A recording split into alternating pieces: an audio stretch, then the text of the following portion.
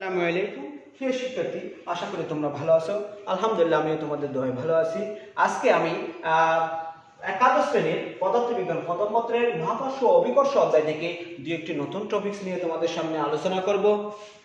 আজকের প্রথম টপিকস হচ্ছে নিউটনের মহাকর্ষ সূত্র। আমরা এই নিউটনের মহাকর্ষ সূত্র থেকে কম বেশি সবাই পরিচিত। দেখো, এই নিউটনের মহাকর্ষ সূত্রটা হচ্ছে একটি কালজয়ী সূত্র। আমরা জানি মহাবিশ্বের যে কোনো দুইটি বস্তুর মধ্যে যে আকর্ষণ বল, অর্থাৎ যে বলে তারা পরস্পরকে আকর্ষণ করে, সেই বলকে বলা হয় মহাকর্ষ বল।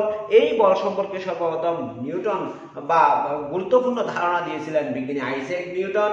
তিনি যখন আপেল গাছের নিচে বসে বসে বই পড়তেছিলেন, তখন তার মাথার উপর একটি আপেল ছিঁড়ে পড়ে, যার কারণে তার মাথায় চিন্তার উদ্ভব হয়, আপেলটি কেন আমার মাথার দিকে আসলো, উপরের দিকে না গিয়ে। দেখো, তিনি পরে গবেষণা করে দেখতে পাইছেন এখানে পৃথিবী তার কেন্দ্রের দিকে একটি বল কি করে কাজ করায়। এই কেন্দ্র দিকে বলকে বলা হয় কেন্দ্রমুখী বল। এই কেন্দ্রমুখী বলের কারণেই আপেলটি তার মাথার দিকে পড়ছে, অর্থাৎ নিচের দিকে পড়ছে, উপরের দিকে যায় নাই। তিনি আপেল এবং পৃথিবী বা চাঁদ ও পৃথিবী বা অন্য কোনো দুটি বস্তুর মধ্যে আকর্ষণ বলের পরিমাপ করার জন্য একটি সূত্র কি বলে প্রকাশ করেন, সূত্র বিবৃতি করেন। তার নাম অনুসারে এই সূত্রকে বলা হয় নিউটনের কি সূত্র? মহাকর্ষীয় সূত্র। এই সূত্রটি 1687 সালে তার বিখ্যাত গ্রন্থ প্রিন্সিপিয়া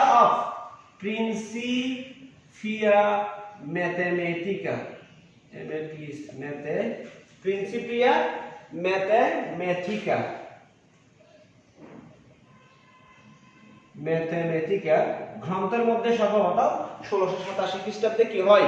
প্রকাশ হয়। তিনি সূত্রটাকে এভাবে বিবৃতি করছিলেন। দেখো, মহাবিশ্বের যে কোনো দুইটি বস্তু বা বস্তুকণা একে অপরকে তাদের সংযোগ সরলরেখা বরাবর একটি নির্দিষ্ট বলে কি করে? আকর্ষণ করে। এই বলের মান বস্তুদ্বয়ের ভরের গুণফলের সমানুপাতিক এবং এই বলের মান বস্তুদ্বয়ের মধ্যবর্তী দূরত্বের বর্গের ব্যস্তানুপাতিক। দেখো, দুইটি বস্তু, এটা m1 বলের বস্তু, এটা m2 বলের বস্তু। এই দুইটি বস্তুর মধ্যবর্তী দূরত্ব যদি d হয়, দেখো এরা পরস্পরকে F বলে আকর্ষণ করে। কত বলে আকর্ষণ করে? F বলে আকর্ষণ করে। নিউটনের মহাকর্ষ সূত্র অনুসারে F proportional to m1 m2, অর্থাৎ ভরদ্বয়ের গুণফলের সমানুপাতিক, এবং F proportional to 1/d²। এই দুটি সূত্রের সমীকরণ যদি আমি কম্বাইন করি, তাহলে আমরা পাচ্ছি F proportional to m1 m2/d²। দেখো, এখানে যদি আমি সমান করি, তিনি একটি ধ্রুবক দিয়েছিলেন। এই ধ্রুবককে বলা হয় ক্যাপিটাল G। দেখো, এই ক্যাপিটাল জি হচ্ছে একটি ধ্রুবক। এই ধ্রুবককে বলা হয় মহাকর্ষীয় ধ্রুবক। এই ধ্রুবককে কি বলা হয়? মহাকর্ষীয় ধ্রুবক। দেখো প্রিয় শিক্ষার্থী, এই F সমান G * m1 m2/d² হচ্ছে নিউটনের মহাকর্ষীয় সূত্র।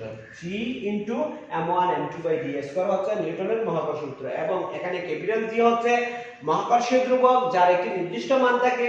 একে সার্বজনীন ধ্রুবকও বলা হয়, বিশ্বজনীন ধ্রুবকও বলা হয়। কেন বলা হয় আমরা পরে দেখব।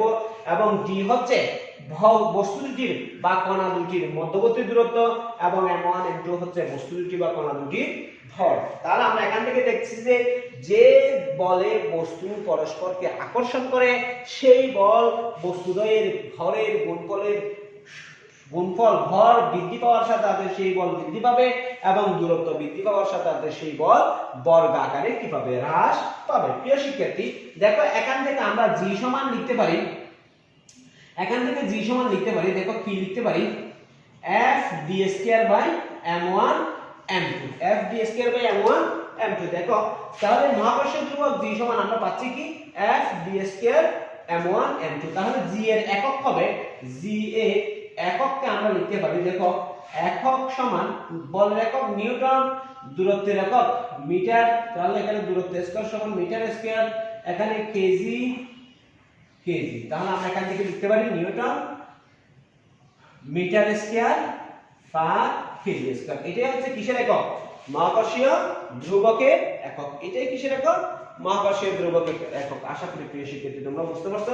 এখান থেকে মহাকর্ষীয় ধ্রুবকের মাত্রা বের করতে পারি। দেখো বলের একক, বলের মাত্রা, মাত্রা মহাকর্ষীয় ধ্রুবকের মাত্রা হবে বলের একক mlt ইনভার্স 2, mlt ইনভার্স 2। তারপরে এরপরে এই যে d এর মাত্রা হবে l, তাহলে এখানে l স্কয়ার, এখান থেকে আসবে m ইনটু n। তাহলে দেখো এখান থেকে l স্কয়ার, l স্কয়ার, এখানে l, তাহলে কি থাকবে এখান থেকে m চলে যাবে, বাকি থাকবে m inverse 1 l cube t inverse 2। এটাই হচ্ছে মহাকর্ষীয় ধ্রুবকের মাত্রা। দেখো প্রিয় শিক্ষার্থী, যদি g এর সংজ্ঞা দিতে যাই সেই ক্ষেত্রে দেখো যদি d সমান 1 মিটার, m1 সমান m2 সমান 1 কেজি হয়, সেই ক্ষেত্রে এই সমীকরণটা দাঁড়াবে f সমান g সমান f, g সমান f। দেখো প্রিয় শিক্ষার্থী, তাহলে আমরা এখান থেকে গাণিতিকভাবে সংজ্ঞা দিতে পারি 1 কেজি ভরের দুটি বস্তু, 1 কেজি ভরের দুটি বস্তু পরস্পর হতে 1 মিটার দূরত্বে স্থাপন করলে যে পরিমাণ বল দ্বারা পরস্পরকে আকর্ষণ করবে, 1 কেজি ভরের দুটি বস্তু পরস্পর হতে 1 মিটার দূরত্বে স্থাপন করলে তারা যে পরিমাণ বল দ্বারা পরস্পরকে আকর্ষণ করবে সেই পরিমাণ বলকে বলা হয় মহাকর্ষীয় ধ্রুবক। মহাকর্ষীয় ধ্রুবকের মান, g এর মান নির্ধারণ করা হয়। g এর মান দেখো প্রিয় শিক্ষার্থী, g সমান 6.67 into 10 inverse 11, 6.67 into 10 inverse 11 newton metre square per kg square. দেখো প্রিয় শিক্ষার্থী, 1942 সালে US National Bureau of Standards, 1942 সালে US NATI national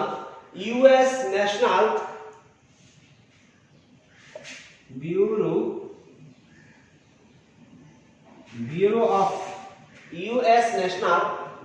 of Standards এই সংস্থাটি দেখো PH হেড এন্ড,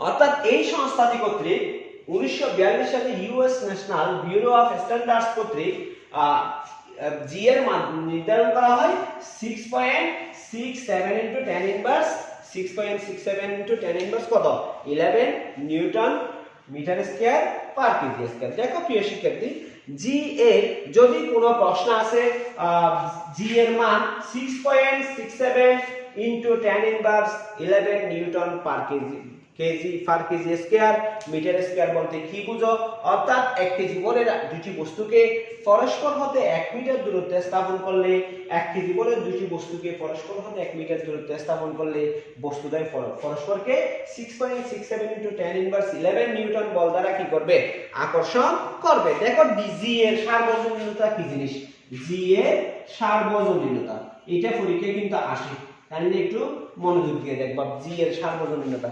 g কে আমরা সার্বজনীন ধ্রুবক বলি বা g কে সার্বজনীন ধ্রুবক বলা হয়, কারণ দেখো দুইটি বস্তুর মধ্যে যখন মহাকর্ষ বল ক্রিয়া করে তখন g এর মান এক বস্তুদ্বয়ের প্রকৃতি, এক বস্তুদ্বয়ের প্রকৃতি, বস্তুদ্বয়ের কি প্রকৃতি, এক বস্তুদ্বয়ের প্রকৃতি, দুই বস্তুদ্বয়ের মধ্যবর্তী মাধ্যমের উপর নির্ভর করে। বস্তুদ্বয়ের মধ্যবর্তী মাধ্যমের উপর নির্ভর করে। এক নম্বর বস্তুদ্বয়ের প্রকৃতির উপর, দুই নম্বর বস্তুদ্বয়ের মধ্যবর্তী মাধ্যমের উপর কি করে, নির্ভর করে না। বস্তুদ্বয়ের মাধ্যমের প্রকৃতি এবং বস্তুদ্বয়ের মধ্যবর্তী মাধ্যমের উপর কি করে না, নির্ভর করে না। বস্তুর প্রকৃতি বলতে বোঝায় বস্তুর ভর, আকার, আকৃতি বা বস্তুটি কি পদার্থ দিয়ে তৈরি করা ইত্যাদি। আবার মাধ্যমের প্রকৃতি বলতে বোঝায় প্রবেশ্যতা, দেখো মাধ্যমের প্রকৃতি বলতে বোঝায় প্রবেশ্যতা, প্রবণতা, দিকদর্শিতা ইত্যাদি।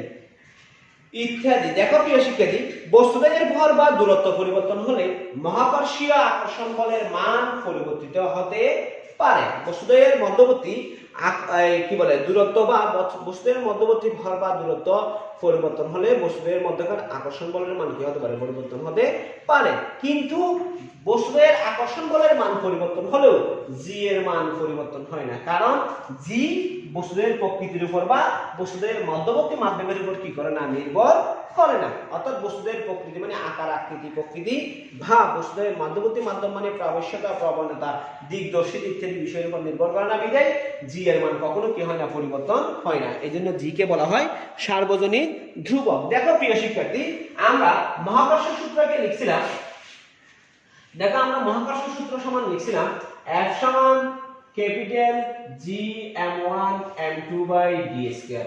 দেখো এটাকে যদি আমি ভেক্টর রূপে লিখি, যে তোমাদের 1 নম্বরের জন্য প্রশ্ন আসে ভেক্টর রূপে লিখো। দেখো এটাকে ভেক্টর রূপে লিখলে আমরা লিখব F ভেক্টর সমান G m1 m2 by d cube d vector. দেখো এটাই হচ্ছে ভেক্টর রূপ। তোমাদের পরীক্ষায় আসবে 1 নম্বরের জন্য খ বিভাগ 1 নম্বরের জন্য প্রশ্ন আসবে, তোমাদের পরীক্ষায় কি লিখো, ভেক্টর রূপ লিখো। প্রিয় শিক্ষার্থী, আমরা এখন মহাকর্ষ বলের প্রকৃতি নিয়ে আলোচনা করব। মহাকর্ষ বলের কি নিয়ে আলোচনা করব, প্রকৃতি নিয়ে।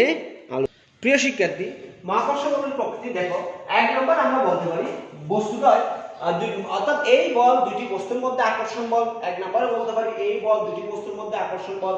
2 নম্বরে বলতে পারি এই বল বস্তুদ্বয়ের সংযোজক সরলরেখা বরাবর ক্রিয়া করে, সংযোজক সরলরেখা বরাবর ক্রিয়া করে। 3 নম্বর বলতে পারি এই বল বস্তু দুটির ভরের গুণফলের সমানুপাতিক, বস্তু দুটির ভরের গুণফলের সমানুপাতিক। 4 নম্বরে বলতে পারি এই বল বস্তুদের মধ্যবর্তী দূরত্বের বর্গের ব্যস্তানুপাতিক, এই বল বস্তুদের মধ্যবর্তী দূরত্বের বর্গের ব্যস্তানুপাতিক। 5 নম্বরে বলতে পারি এই বল মাধ্যমের প্রকৃতির উপর কি করে না, নির্ভর করে না। এটাই হচ্ছে মহাকর্ষীয় বলের প্রকৃতি। আশা করি প্রিয় শিক্ষার্থীরা তোমরা বুঝতে পারছো। দেখো প্রিয় শিক্ষার্থী, আরেকটি গুরুত্বপূর্ণ টপিকস অভিকর্ষ ত্বরণ।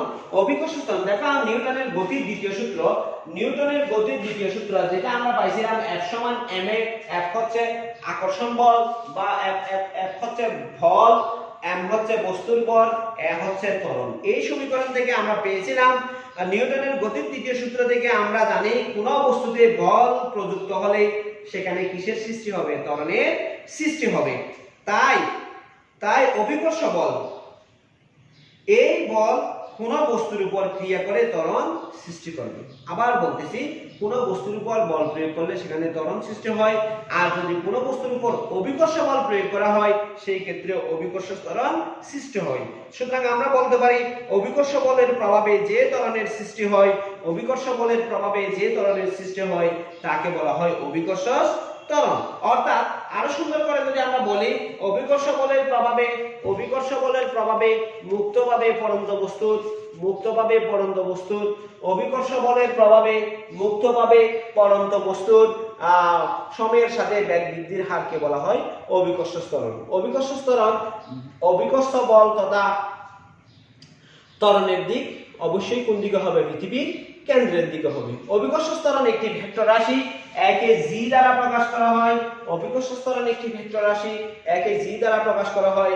অভিকর্ষ ত্বরণের একক ওই যে ত্বরণের এককের মতন ms ইনভার্স 2। অভিকর্ষ ত্বরণের মাত্রার মতন lt ইনভার্স 2। আশা করি প্রিয় শিক্ষার্থী তোমরা অভিকর্ষ ত্বরণ কি জেনে বুঝতে পারছো। অভিকর্ষ ত্বরণের বৈশিষ্ট্য দেখো, অভিকর্ষ ত্বরণের বৈশিষ্ট্য একটু দেখো। অভিকর্ষ ত্বরণের বৈশিষ্ট্য 1 number, 2 number, 3 number, 4 number, 5 number. আমি লিখতেছিলাম মুখে বলতেছি। দেখো প্রিয় শিক্ষার্থী, জি আকর্ষিত বস্তুর প্রকৃতির উপর নির্ভর করে না। অর্থাৎ জি কোনো বস্তুর যে দুটি বস্তু আকর্ষণ করতেছে সেই দুটি বস্তুর প্রকৃতির উপর কি করবে না, নির্ভর করবে না। অর্থাৎ কোনো বস্তুর ভর আকার ইত্যাদির উপর জি এর মান নির্ভর করে না। মুক্তভাবে পড়ন্ত সকল বস্তুর ক্ষেত্রে অভিকর্ষ ত্বরণ মুক্তভাবে সকল পড়ন্ত বস্তু সমমানের অভিকর্ষ ত্বরণের ভূপৃষ্ঠে কি হবে, পতিত হবে। অর্থাৎ যে কোনো বস্তু যখন ভূপৃষ্ঠে পতিত হয় তখন তার অভিকর্ষ ত্বরণ সবসময় কি হবে, সমান হবে। 2 নম্বর, স্থান ভেদে জি এর মান পরিবর্তন হয়। যেমন আমরা ওই যে ছোটকালে পড়ছি নবম দশম শ্রেণীতে বা একাদশ শ্রেণীতে দ্বাদশ শ্রেণীতে আমরা পড়ছি নবম দশম শ্রেণীতে বা একাদশ শ্রেণীতে দ্বাদশ শ্রেণীতে আমরা পড়ছি কি পড়ছি দেখো, পৃথিবী গোলাকার নয়, পৃথিবী কমলা লেবুর মতন। মেরু অঞ্চলে ব্যাসার্ধ কম, বিষুবীয় অঞ্চলে ব্যাসার্ধ বেশি। অর্থাৎ যেখানে ব্যাসার্ধ কম সেখানে অভিকর্ষ ত্বরণের মান বেশি, যেখানে ব্যাসার্ধ বেশি সেখানে অভিকর্ষ ত্বরণের মান কম। অর্থাৎ স্থান ভেদে জি এর মান কি হয়, পরিবর্তন হয়। 3 নম্বরে আমরা বলতে পারি ভূপৃষ্ঠের কোন স্থানে জি এর মান ভূকেন্দ্র হতে ওই স্থানের দূরত্বের উপর নির্ভর করে। ওই স্থানের কিসের উপর নির্ভর করে? দূরত্বের উপর নির্ভর করবে। দূরত্ব বেশি হলে অভিকর্ষ ত্বরণের মান কম হবে, দূরত্ব কম হলে অভিকর্ষ ত্বরণের মান বেশি হবে। দেখো 4 নাম্বার অভিকর্ষ ত্বরণের মান অভিকর্ষীয় প্রাবল্যের সমান। অভিকর্ষ ত্বরণের মান অবশ্যই কিসের সমান হবে? অভিকর্ষীয় প্রাবল্যের সমান হবে। জি এর মান, জি এর মাত্রাও একক, সাধারণ ত্বরণের মাত্রাও এককের, জি এর মান মাত্রাও, জি এর মাত্রাও একক, সাধারণ ত্বরণের মাত্রাও এককের সমান হবে। আশা করি প্রিয় শিক্ষার্থী তোমরা অভিকর্ষ ত্বরণ সম্পর্কে বুঝতে পারছো। জি এবং ক্যাপিটাল জি এবং স্মল জি এর মধ্যে সম্পর্ক, অর্থাৎ মহাকর্ষীয় ধ্রুবক এবং অভিকর্ষ ত্বরণের মধ্যে সম্পর্ক। দেখো প্রিয় শিক্ষার্থী, কোনে একটি বস্তু, মনে করি এটা একটা পৃথিবী, এই পৃথিবীর ব্যাসার্ধ আর, এই পৃথিবীর ব্যাসার্ধ কত? আর। দেখো এই পৃথিবীর ব্যাসার্ধ, অর্থাৎ এই পৃথিবীর বল মনে করলাম ক্যাপিটাল এম, এবং পৃথিবী হতে পৃথিবীর ব্যাসার্ধ কেন্দ্র হতে ডি দূরত্বে, কত দূরত্বে আরেকটি বস্তু আছে, এই বস্তুটার বল হচ্ছে স্মল এম, এবং এদের মধ্যে আকর্ষণ বল হচ্ছে এফ। এদের মধ্যে আকর্ষণ বল হচ্ছে কি? এফ। তাহলে আমরা লিখতে পারি স্মল এম এবং ক্যাপিটাল এম বলের বস্তুর মধ্যে আকর্ষণ বল এফ সমান capital G capital M small m by d square, সমীকরণ 1। আবার নিউটনের দ্বিতীয় সূত্র থেকে আমরা জানি যে এফ সমান এম জি, সমীকরণ 2। দেখো আমরা এখানে প্রথমে আমাদের এই জি এবং ক্যাপিটাল জি এর সম্পর্ক স্থাপন করার সময় আমাকে মহাকর্ষীয় ধ্রুবকের সংজ্ঞা লিখতে হবে, অভিকর্ষ ত্বরণের সংজ্ঞা লিখতে হবে। যেহেতু এগুলো তোমরা জানো সেজন্য আমি সংজ্ঞাগুলি লিখতেছি না, সরাসরি মানে গাণিতিক সমস্যায় চলে যাচ্ছি। 1 এবং 2 হতে আমরা লিখতে পারি, 1 এবং 2 হতে আমরা লিখতে পারি এম জি সমান capital G capital M small m by d square. দেখো এখানে এম এম যদি কাটাকাটি যায় বাকি থাকবে ক্যাপিটাল স্মল জি সমান capital G capital M by d square, capital G capital M by কি স্কয়ার? D square. এটাই হচ্ছে অভিকর্ষ ত্বরণ এবং মহাকর্ষীয় ধ্রুবকের মধ্যে সম্পর্ক। দেখো প্রিয় শিক্ষার্থী, যদি বস্তুটা পৃথিবী পৃষ্ঠে অবস্থান করে, বস্তু পৃথিবী পৃষ্ঠে, বস্তু পৃথিবী পৃষ্ঠে অবস্থান করলে দেখো সেই ক্ষেত্রে দূরত্ব ডি সমান হবে ক্যাপিটাল আর, সুতরাং আমরা জি সমান লিখতে পারি capital G capital M by R square. এটা হচ্ছে পৃথিবী পৃষ্ঠে অবস্থান করলে তার অভিকর্ষ ত্বরণের মানের সমীকরণ। আমরা এই সমীকরণগুলি দেখতেছি যে এখানে যে বস্তুটার জন্য অভিকর্ষ ত্বরণ বাইর করতেছি সেই বস্তুটার বল অনুপস্থিত, শুধুমাত্র পৃথিবীর বল উপস্থিত, বা যে বস্তুটার সাপেক্ষে করতেছি সেই বস্তুটার বল উপস্থিত, এবং যার জন্য করতেছি সেই বস্তুটার ভর অনুপস্থিত। সুতরাং আমরা এখান থেকে বলতে পারি অভিকর্ষ ত্বরণ ভর নিরপেক্ষ, অর্থাৎ অভিকর্ষ ত্বরণ বস্তুর ভরের উপর কি করে না? নির্ভর করে না। কিন্তু এখানে দেখো আর বা ডি উপস্থিত আছে, আর বা ডি মানে দূরত্ব বা স্থান। যেহেতু এখানে অভিকর্ষ ত্বরণ আমরা লিখতে পারি g proportional to 1 by R square, অর্থাৎ অভিকর্ষ ত্বরণ দূরত্বের বর্গের ব্যস্তানুপাতিক, অভিকর্ষ ত্বরণ দূরত্বের বর্গের ব্যস্তানুপাতিক, অর্থাৎ অভিকর্ষ ত্বরণ দূরত্বের উপর কি করবে? নির্ভর করবে। অভিকর্ষ ত্বরণ কিসের উপর নির্ভর করবে? দূরত্বের উপর নির্ভর করবে। দেখো অভিকর্ষ ত্বরণ জি এর মান বিভিন্ন জায়গায়, জি এর মান দেখো কিরকম কিরকম।